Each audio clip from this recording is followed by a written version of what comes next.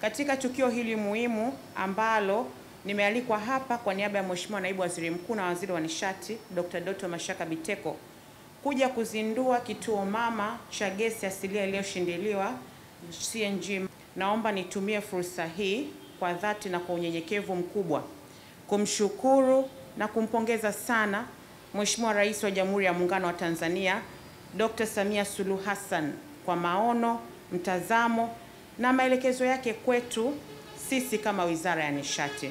Tumejulishwa hapa kwamba kituo hiki pamoja na mambo mengine kitakuwa na uwezo wa kujaza magari 8 kwa wakati mmoja na kwa siku magari 1200 pamoja na kulisha vituo vingine vidogo na kuchochea ongezeko la vituo vingine.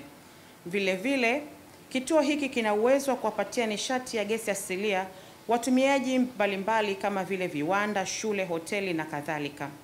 Pamoja na kuwapongeza bodi na management ya TPDC kwa ujumla wenu mkiongezwa na mkurugenzi mtendaji kwa mafanikio haya mlioyapata, naomba nitoe rai kwamba kituo hiki kitunzwe na kiendelee kuwa mfano bora wa huduma bora na za viwango kwa hali ya juu, mkizingatia masuala ya usalama na utunzaji wa mazingira. Inatumia fedha nyingi sana katika kuwekeza kwenye miradi ya kiuchumi inayosaidia wananchi.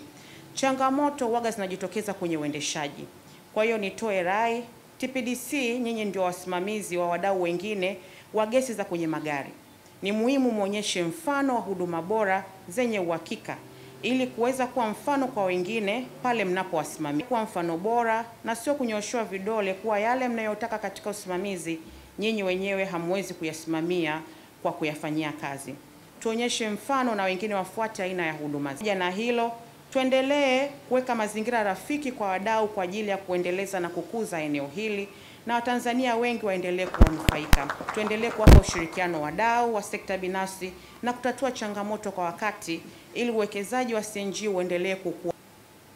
Vile vile naomba nihimize kuhakikisha vituo vingine vinavyojengwa katika maeneo mengine mkoa wa Dar es Salaam ikiwemo mikoa pamoja na jirani kama Lindi, Mtwara, Morogoro na Dodoma. Ujenzi wa vituo hivi ambavyo uendelee kwa kasi ili huduma na faida zake ziweze kuwafikia Watanzania wengi nchini. Na kwa Watanzania wenzangu ambao bado wana mashaka kwenye kubadilisha mifumo ya magari yao kwenda kwenye mifumo ya gesi, naomba tuendelee kuasisitiza twende katika njia hiyo. Wengine labda wana hofu kwamba mifumo inaweza kuwa inaharibu magari.